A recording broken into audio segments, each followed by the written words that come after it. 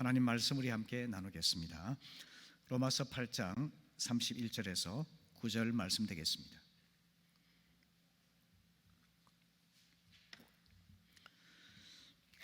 그런즉 이 일에 대하여 우리가 무슨 말 하리요? 만일 하나님이 우리를 위하시면 누가 우리를 대적하리요?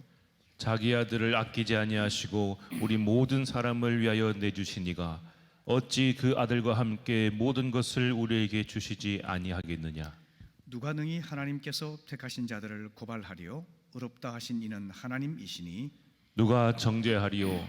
죽으실 뿐 아니라 다시 살아나신 이는 그리스도 예수시니 그는 하나님 우편에 계신 자요 우리를 위하여 간구하시는 자시니라.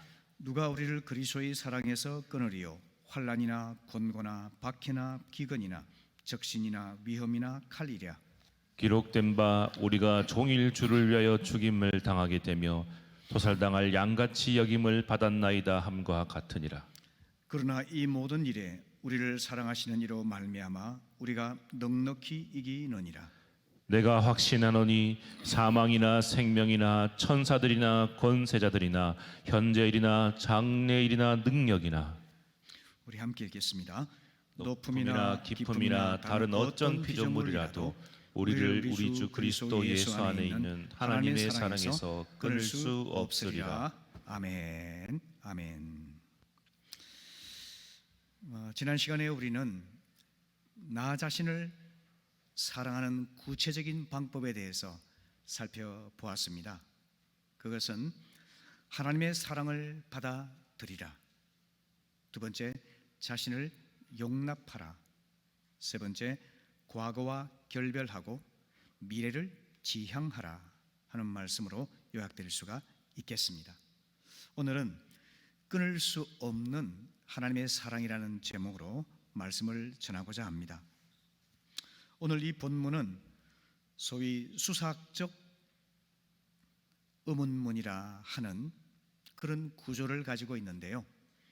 질문과 대답을 하면서 그 내용이 점점 상승되고 심화되는 이런 내용을 담고 있습니다. 먼저 누가 우리를 대적하리요? 라고 질문을 하고 또 그에 대해서 답을 합니다. 두 번째는 누가 우리를 고소하리요? 라고 질문하면서 답을 합니다. 세 번째는 누가 우리를 정죄하리요? 라고 질문하고 답을 내리고 있습니다.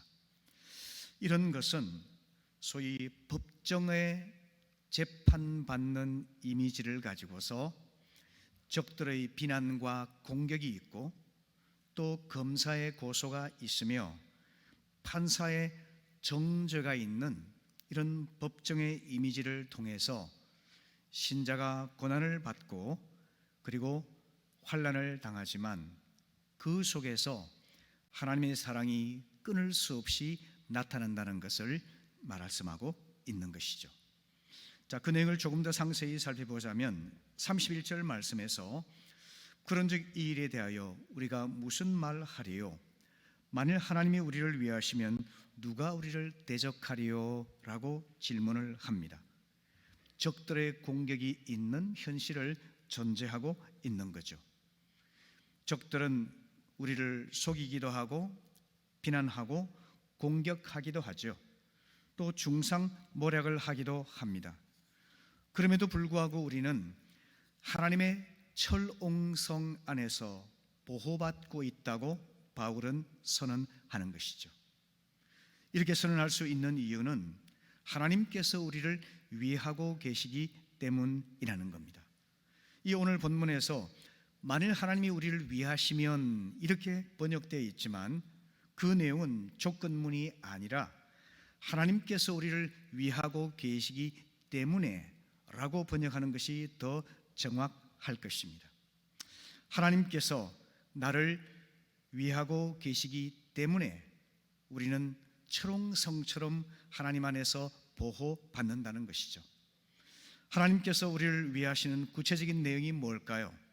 32절 말씀을 보시면은 자기 아들을 아끼지 아니하시고 우리 모든 사람을 위하여 내어주신 이가 어찌 그 아들과 함께 모든 것을 우리에게 주시지 아니하겠느냐라고 반문을 합니다. 그 말씀의 뜻은 아들을 우리 위해서 죽게 내어주신 하나님 아버지께서는 그 이외의 다른 모든 좋은 것들은 보너스와 덤으로 주시지 않겠느냐 하는 상식적인 이야기를 하고 있습니다. 따라서 하나님께서 그 아들을 죽게 내어주실 만큼 사랑하셨다 한다면 우리를 위해서 보호하시고 위로하시고 격려하여 주시고 지혜와 능력을 주셔서 하나님 자녀로 살아갈 수 있도록 능히 돕지 아니하시겠느냐 하는 말씀이죠. 그렇다면 누가 감히 하나님 자녀를 대적하며 공격할 수가 있겠느냐라고 하는 것입니다. 두 번째 질문은 누가 고소하리요? 라고 하는 질문인데요, 33절에서 누가 능히 하나님께서 택하신 자들을 고발하리요? 어렵다 하신 이는 하나님이시니 라고 말씀합니다.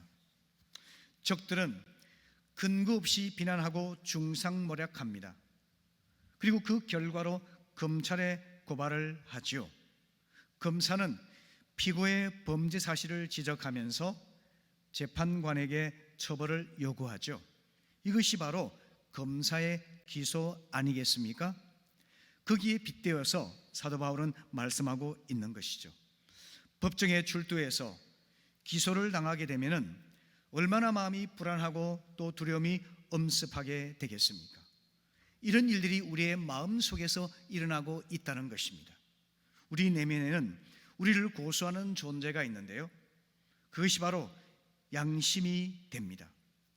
아담과 하와를 한번 생각해 보십시오. 그들이 하나님 명령에 불순종하여 선악과를 따먹은 이후에 그들은 스스로 죄책감에 고통당하게 되죠. 그리고 수치심 때문에 그의 몸을 가리게 되죠. 하나님의 음성을 들었을 때는 두려워서 나무 사이에 숨지 않습니까? 아담과 하와의 이 범죄 이후에 죄책감, 수치심, 두려움, 이것이 바로 하나님을 떠난 인간의 근본적인 불안이 된다고 성경은 보여주고 있는 것이죠. 이 근본적인 불안은 바로 그 속에 있는 양심이 그를 내면 가운데서 고소하기 때문인 것입니다. 우리 내면에는 양심뿐만 아니라 또 사탄이라는 존재가 우리를 고소하고 있습니다. 사탄의 원뜻은 고소자라는 뜻을 가지고 있죠. 요한계시록 12장 10절을 보시게 되면은 하나님 나라가 완성되는 순간을 바라보면서 사도 요한이 이렇게 말을 하죠. 그때 나는 하늘에서 큰 소리로 이렇게 말하는 것을 들었습니다. 이제야 우리 하나님의 구원과 능력과 나라와 그리스도의 권능이 나타났다. 우리 하나님 앞에서 밤낮 우리 형제들을 고소하던 자가 이제 쫓겨났다라고 말합니다. 이 본문에서 보는 것처럼 밤낮 우리 형제들을 고소하고 비난하는 자가 바로 사탄이라고 하는 거죠. 사탄이 주로 하는 일은 하나님 자녀를 비난하고 헐뜯고 고소해서 우리가 풍성한 삶을 누리지 못하고 파멸되도록 만드는 일이죠. 하지만 바울은 담대하게 선포합니다. 우리 양심이 우리를 내면에서부터 고소하든지 사탄이 우리를 고소하든지 그것은 전혀 효력이 없다는 것이죠. 왜냐하면 하나님께서 그리스도 안에서 우리를 의롭다고 인정하시고 선포하여 주셨기 때문인 것입니다. 나는 죄로 얼룩진 존재이지만 하나님께서 예수 그리스도의 완전한 의로 나를 덮으시고 의롭다고 인정하시고 무죄 선언하셨기 때문에 양심도 그리고 마귀도 우리를 죄 있다고 고소할 자격이 없다는 것입니다. 로마서 3장 20절부터 22절의 말씀 같이 읽어보실까요? 시작. 그러므로 율법의 행위로 그의 앞에 의롭다 하심을 얻을 육체가 없나니 율법으로는 죄를 깨달음이니라. 이제는 율법 외에 하나님의 한 의가 나타났으니 율법과 선자들에게 증거를 받은 것이라. 곧 예수 그리스도를 믿음으로 말미암아 모든 믿는 자에게 미치는 하나님의 의니 차별이 없느니라. 예수 그리스도를 믿음으로 말미암아 모든 믿는 자에게 하나님의 의가 주어진다고 말씀하고 있죠. 로마서 5장 9절의 말씀은 예수님의 피로 말미암아서 우리가 의롭다 하심을 받았다라고 선언합니다. 바로 이것이 바로 칭의라고 하는 것입니다. 의롭다고 인정하시고 선언하여 주시는 것이죠. 여러분 꼭 기억하시기 바랍니다. 예수 그리스도를 나의 주님으로 영접한 자는 내 양심의 고소라든지 마귀 사탄의 고소에서 자유로운 존재임을 기억하시기 바랍니다. 우리가 죄를 범할 때가 있죠. 그러나 하나님께서는 우리를 고소하는 것이 아니라 사랑으로 책망하시는 것입니다. 고소는 우리를 무너뜨리고 파멸시키기 위한 것이지만 하나님의 사랑의 책망은 우리를 살리기 위한 것이기 때문인 것이죠. 이 사실을 꼭 기억하시고 안심하시기 바랍니다. 우리 그리스도인에게는 대법원보다 더 높은 하늘의 법정이 있습니다. 하나님께서 대재판관이 되십니다.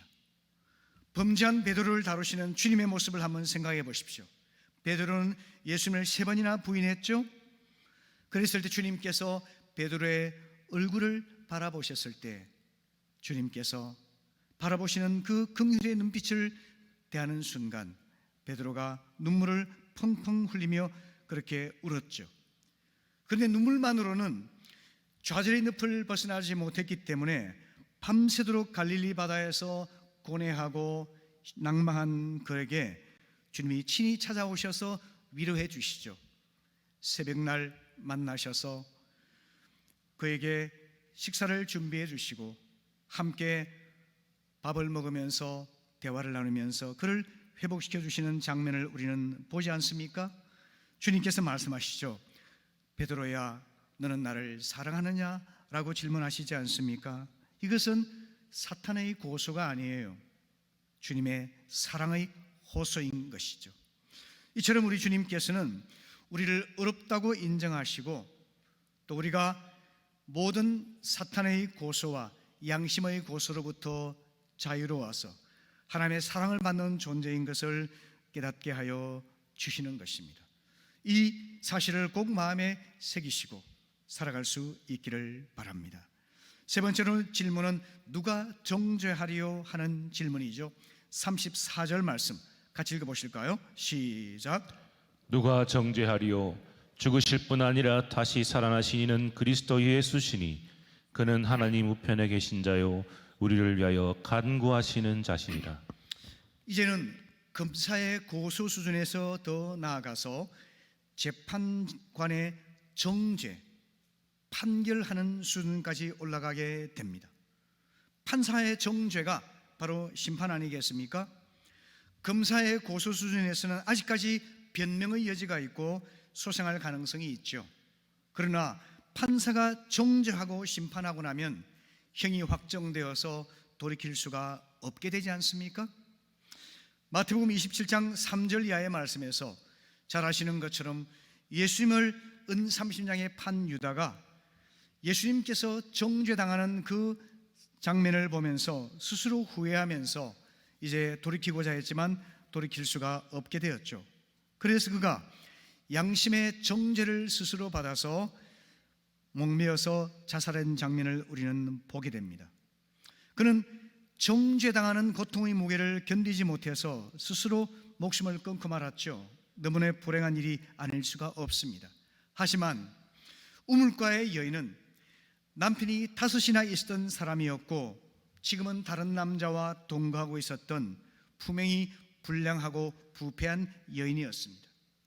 그녀는 한평생 죄책감과 수치심과 두려움으로 고통받고 살았겠죠. 하지만 주님을 만난 이후에 그녀는 마음의 자유를 얻었습니다. 주님이 그를 정죄하지 아니하시고 새롭게 하여 주셨기 때문이죠. 주님께서 우리를 대신해서 심판받으시고 우리를 의롭다고 선언하여 주셨기 때문에 우리를 정죄할 자는 아무도 없는 것입니다. 공의로우신 하나님께서는 죄인을 대신해서 당신의 아들을 대신 죽게 하셨습니다. 예수 그리스도의 죽으심으로 인해서 하나님께서 우리를 더 이상 정죄하지 아니하시고 사랑으로 용납하여 주신 것입니다. 이처럼 주님께서 인간이 되어 오셔서 죄를 알지도 못하는 분이 우리를 위해 저주를 받으시고 죽으시고 그리고 고통받으신 이것이야말로 인간의 이성으로 파악할 수가 없는 지상 최대의 신비 중의 신비인 것입니다. 갈라디아 3장 13절은 말씀합니다. 그리스도께서 우리를 위하여 저주를 받은 바 되사 율법의 저주에서 우리를 속량하셨으니 라고 말씀하고 있습니다. 고린도후서 5장 21절에서는 하나님이 죄를 알지도 못하신 이를 우리를 대신하여 죄를 삼으신 것은 우리로 하여금 그 안에서 하나님의 의가 되게 하려 하심이라 말씀하고 있습니다. 그러므로 여러분, 로마서 8장 1절 이하의 말씀처럼 그리스도 예수 안에 있는 자에게는 결코 정죄함이 없나니 이는 그리스도 안에 있는 생명의 성령의 법이 죄와 사망의 법에서 너를 해방하였음이라 선언하고 있지 않습니까? 여러분, 예수 그리스도를 믿는 자는 완전하신 예수 그리스도의 의를 힘입어서 더 이상 정죄받지 않고 자유함을 얻는 그런 삶을 살 수 있게 됨을 꼭 마음에 새기시기를 바랍니다. 뿐만 아니라 우리 예수님께서는 죽음에서 부활하셔서 하나님 우편에서 우리를 위해서 끊임없이 간구하고 계시기 때문에 마귀가 우리의 부족함과 죄로 인해서 헐뜯고 비난하고 정죄할 때마다 내가 너를 위해 죽었노라 끊임없이 중보하고 계십니다. 그렇기 때문에 예수 안에 있는 자를 정죄할 자는 아무도 없다는 사실을 기억하시기 바랍니다. 히브리 7장 25절의 말씀처럼 주님께서는 항상 살아계셔서 우리를 위해서 간구하고 계십니다. 부활의 주님께서 나의 변호자가 되어 있다는 사실을 마음에 새기시고 자유함을 얻기를 바랍니다. 아멘. 자, 이제 35절 이하에서는요, 법정의 장면에서부터 우리의 아주 참혹한 고난의 현실로 무대를 옮겨서 어떤 고난의 상황 속에서도 우리를 하나님의 사랑에서 끊을 자가 없다는 사실을 사도 바울은 역설하고 있죠. 35절 함께 보실까요? 누가 우리를 그리스도의 사랑에서 끊으리요? 환난이나 곤고나 박해나 기근이나 적신이나 위험이나 칼이랴 라고 반문을 합니다. 환난은 어떤 단어이냐면요, 환난은 곡식을 타작할 때 사용하는 타작기를 뜻하는 단어입니다. 곡식을 타작하게 되면 그 곡식은 맞아서 짓눌려지고 얼마나 고통스럽겠습니까? 그처럼 성도가 환난을 당하게 되더라는 거죠. 곤고라는 단어는 좁은 공간에 갇혀서 꼼짝달싹하지 못하는 어려운 상황을 말씀하는 단어이죠. 박해는 우리가 잘 알고 있는 대로 불이익을 당하기도 하고 재산 몰수를 당하기도 하고 매를 맞기도 하고 감옥에 갇히기도 하고 고문을 당하기도 하고 심지어 죽음을 당하기도 하는 그런 어려운 현실을 말하죠. 지금 우리는 그런 박해를 겪는 경우는 거의 없지만 우리가 일제시대 당시에도 그런 신사참배를 반대하는 이유로 인해서 그런 고난을 겪어야만 했었고, 전 시대 신실한 그리스도인들이 신앙 때문에 고문과 박해와 죽음을 당했던 예들이 많이 있죠. 기근과 적신은 뭘까요? 기근이라는 것은 먹을 것이 없어서 굶주리는 상태를 뜻합니다. 적신은 벌거벗은 상태를 뜻하는 단어이죠. 그만큼 먹을 것도 없고 입을 옷도 옷이 없어서 정말 빈곤한 처지에 놓인 것을 말하죠. 위험과 칼은 칼로 배임을 당하고 불로 찢어지는 형벌을 당하는 그런 고통을 뜻하고 있죠. 더구나 이것이 한 번으로 끝나지 아니하고 1년, 10년 죽을 때까지 이어진다고 했을 때에 차라리 죽는 것이 낫다 할 만큼 얼마나 고통스럽겠습니까? 이런 현실에 대해서 36절의 말씀은 이렇게 말하고 있는데요, 우리가 종일 주를 위하여 죽임을 당하게 되며 도살당할 양같이 여김을 받았나이다 함과 같아 라고 말씀하고 있습니다. 그러니까 마치 도살당할 양처럼 성도들이 그렇게 고문을 당하고 박해를 당하고 죽임을 당하는 순간까지 처할 그런 어려움을 겪었다 하는 것이죠. 이것은 초대교회 성도들 뿐만 아니라 기독교 역사상 많은 신실한 사람들이 겪었던 일이기도 하죠. 그에 대해서 히브리 11장 36절 이하의 말씀은 이렇게 들려주고 있습니다. 같이 읽어보실까요? 자, 시작. 안 나오는군요. 또 어떤 이들은, 제가 읽어드리겠습니다. 조롱과 채찍질 뿐만 아니라 결박과 옥에 갇히는 시련도 받았으며 돌로 치는 것과 톱으로 켜는 것과 시험과 칼로 죽임을 당하고 양과 염소의 가죽을 입고 유리하며 궁핍과 환난과 학대를 받았느니라, 이렇게 말씀하고 있습니다. 여러분, 우리 가운데 수술을 받으시고 흉터가 크게 남아있는 분들이 있을 겁니다. 보기 흉하죠. 하지만 한편으로는 보기 흉하지만 그 흉터를 볼 때마다 내가 의사 선생님의 도움으로 인해서 건강을 회복하게 되었다는 것도 생각하게 되지 않습니까? 이것은 하나의, 내가 살 수 있었다는 하나의 표시가 되는 것이죠. 그처럼 고난은 참된 신자의 표지가 되고 또 신실하게 믿음을 지킨 사람들을 위한 훈장이 될 수가 있습니다. 늘 좋은 일만 우리에게 있다면 우리의 마음은 사막처럼 메말라지고 신앙은 사라지고 말 것입니다. 이 고난이 우리에게 필요한 약재료가 되어서 우리를 영적으로 강건하게 만들고 주 안에서 겸손하고 신실한 믿음의 사람이 되어서 세상이 감당할 수 없는 담대한 믿음의 사람으로 자라게 하여 주시는 것입니다. 그러니까 37절 말씀 보시죠. 이 모든 일에 우리를 사랑하시는 이로 말미암아 우리가 넉넉히 이길 수 있느니라, 이렇게 선포하지 않습니까? 여러분, 우리에게 넉넉한 승리가 보장되어 있음을 꼭 기억하시기를 바랍니다. 이것은 나의 의지나 나의 노력이나 나의 헌신이나 나의 능력에 의해서가 아니라 부활하신 예수님께서 이미 승리하셨고 그 주님께서 나를 위해 간구하고 계시기 때문에 우리가 이미 확보된 승리를 넉넉하게 싸워나간다는 사실을 마음에 새기시기를 바랍니다. 이제 마지막으로 우리는 끊을 수 없는 하나님의 사랑이 어떤 특징을 가지고 있는지를 살펴보려고 하는데요, 하나님의 끊을 수 없는 사랑은 영원성과 완전성을 가지고 있습니다. 39절 말씀 보시게 되면 다른 어떤 피조물이라도 우리를 주 그리스도 예수 안에 있는 하나님의 사랑에서 끊을 수 없으리라, 이렇게 말씀하죠. 하나님 사랑의 영원성, 하나님 사랑의 완전성에 대해서 강력하게 이야기를 하고 있습니다.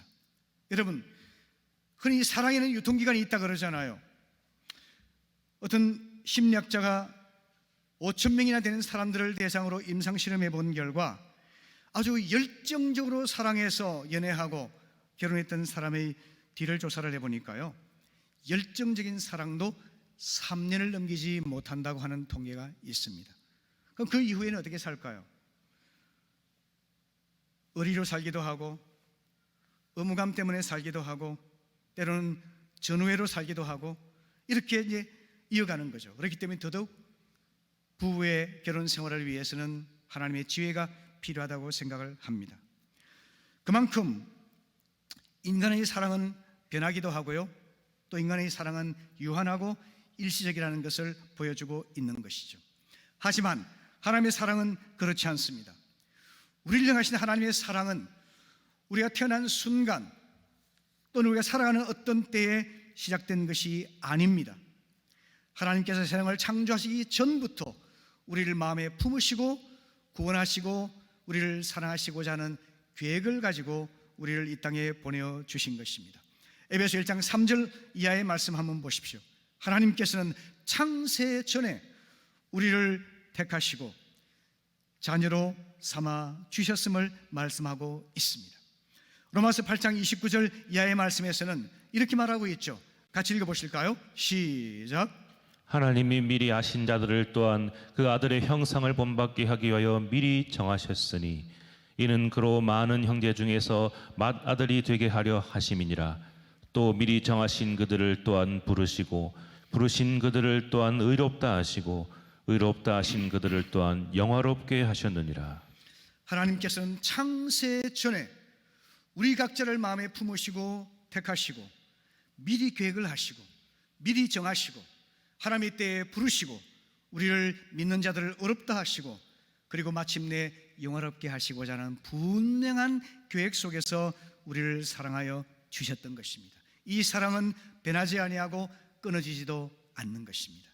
하나님 사랑이 얼마나 영원토록 이어지는 것인지를 알고 그 사랑 안에 거할 수 있기를 바랍니다. 아멘. 두 번째는 이 사랑의 완전성입니다. 저는 자신을 돌아볼 때마다 벌레보다 못한 나 같은 죄인을 구원하시고 살리시기 위해서 죄를 알지도 못하는 독생자를 죽게 내어주신 하나님의 그 사랑에 대해서 감동하고 또 눈물을 흘리기도 합니다. 완전한 사랑이죠.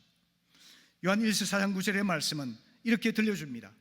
하나님의 사랑이 우리에게 이렇게 나타난 바 되었으니 하나님이 자기의 독생자를 세상에 보내심은 저로 말미암아 우리를 살리려 하심이니라. 죄로 죽었던 우리를 다시 살리기 위해서 독생자를 보내주셨다고 말씀합니다. 로마서 5장 7절 8절의 말씀은 의인을 위하여 죽는 자가 쉽지 않고 선인을 위하여 용감히 죽는 자가 혹 있거니와 우리가 아직 죄인 되었을 때에 그리스도께서 우리를 위하여 죽으심으로 우리에게 대한 자기의 사랑을 확증하셨다라고 말씀합니다. 우리 속에 선한 것이 있어서 이용할 만한 가치가 있어서가 아니라 우리가 장래 유망한 사람이었어가 아니라 아무런 소망이 없는 부패한 죄인이었을 그때에 하나님께서 당신의 아들을 죽게 하심으로써 사랑이 무엇인지를 보여주셨다는 것입니다. 이것이 하나님 사랑의 완전성이죠. 나를 사랑하사 나를 위하여 자기 몸을 버리신 하나님의 아들 예수 그리스도 안에서 하나님의 완전한 사랑을 우리는 보고 경험할 수가 있는 것입니다. 그 때문에 38절 39절 이하에서 마지막으로 사도 바울은 말합니다. 같이 읽어보실까요? 시작. 내가 확신하노니 사망이나 생명이나 천사들이나 권세자들이나 현재일이나 장래일이나 능력이나 높음이나 깊음이나 다른 어떤 피조물이라도 우리를 우리 주 그리스도 예수 안에 있는 하나님의 사랑에서 끊을 수 없으리라. 아멘. 아멘. 하나님 사랑의 영원성과 하나님 사랑의 완전성을 확신하면서 그 무엇도 우리의 죄도 악한 세상도 마귀도 그 무엇도 하나님 사랑에서 끊을 수가 없다. 담대하게 선포하고 있는 것이죠. 말씀을 마무리하겠습니다. 조엘 소넨버그라고 제가 예전에 한 10여 년 전에 한번 말씀을 드렸던 적이 있는 것 같은데요. 이 조엘이라는 사람은 20개월 되었을 때에 가족 여행 가던 중에 연쇄 추돌 사고를 당해서 전신 화상을 입었습니다. 그래서 그 존재가 숫덩이와 같은 존재가 되었습니다. 그 20개월 어린 생명이 말이죠. 의사들은 조엘의 생존 확률을 10% 정도로 보았지만 50여 차례의 수술을 거쳐서 아이가 기적적으로 살아났습니다. 하지만 손가락과 발가락이 모두 사라져버렸고 코와 입과 귀와 눈꺼풀도 사라져서 처참한 장애인의 모습이 되었습니다. 하지만 조엘의 가족들은 모진 역경 속에서도 하나님 사랑을 확신하면서 믿음의 끈을 놓지 않고 견뎌왔습니다. 자란 후에 조엘은 이렇게 말합니다. 장애는 하나님의 선물이었습니다. 놀라운 고백이죠. 그러고 나서 끔찍한 사고를 일으키고 나서 사고를 일으킨 트럭 운전사가 캐나다로 도망을 갔다가 18년 후에 붙잡히게 되었습니다. 그래서 그 도주한 범인을 두고 재판을 하는데요. 재판에 증인으로 선 그의 동생이 솜머가 이렇게 증언을 합니다. 우리 부모님은 제게 십자가의 능력에 대해서 가르쳐 주셨습니다. 그래서 이제 제 삶의 중심인 그리스도와 함께 그분의 사랑과 용서를 통해서 우리 가족에게 돌이킬 수 없는 잘못을 저질렀던 저 사람을 용서하고 싶습니다 라고 재판장 앞에서 이야기를 합니다. 이어서 조엘의 엄마가 이야기를 하는데요, 하나님께서는 최악의 참상을 최선의 아름다움으로 바꾸셔서 우리가 하나님의 뜻에 따라 사용하고 계십니다 라고 고백을 했습니다. 이어서 조엘의 아버지가 말을 하는데요, 그 범인이었던 도트 씨, 당신은 18년 전에 생긴 개구장이인 내 아들을 시커멓게 불에 걸려서 비명을 지르는 숫덩이처럼 만들고 말았습니다. 하지만 지난 세월 동안 수많은 의사와 친구와 가족들, 특별히 하나님의 사랑을 힘입어서 그 숫덩이를 자르고 갈고 광택을 내어서 눈부신 금강석으로 변화시켰습니다 라고 이야기를 했습니다. 그리고 마지막으로 조엘이 이야기를 하는데요, 도트 씨, 저는 당신을 위해서 기도합니다. 우리의 주인이시고 구주이신 예수 그리스도의 한없는 은혜를 깨닫기를 기도합니다. 그러면서 아주 중요한 이야기를 합니다. 저는 증오심으로 인생을 허비하지 않을 것입니다. 원망과 절망은 또 다른 고통을 낳을 것이기 때문입니다. 대신 하나님의 은혜 안에 있는 무한한 사랑에 둘러싸여서 살아갈 것입니다 라고 이야기를 했습니다. 끔찍한 사고의 희생자였던 조엘과 그의 가족은 하나님의 사랑을 확신하고 오히려 고난받고 고통 겪는 사람들에게 수많은 희망과 용기를 주는 그런 하나님의 일꾼으로 쓰임받고 있죠. 성도 여러분, 세상에서 무슨 일을 만나든지 하나님께서는 우리의 인생을 최선의 길로 인도해 주심을 믿으시기를 바랍니다. 비록 우리가 죄를 범할 때가 있고 실수할 때가 있고 그로 인해서 인생이 실패로 점철될 때도 있겠지만 하나님께서는 그 모든 것을 버무리셔서 합력하여 선을 이루어 주심을 기억하시기 바랍니다.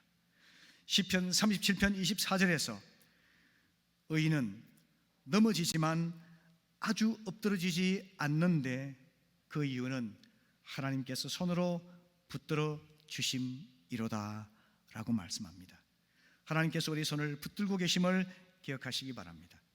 그 무엇도 하나님의 사랑에서 우리를 끊을 수가 없음을 믿으시기를 바랍니다. 하나님 사랑의 영원성과 완전성을 믿고 하나님 사랑 안에 거하면서 살아가는 한 주간이 되시기 바랍니다.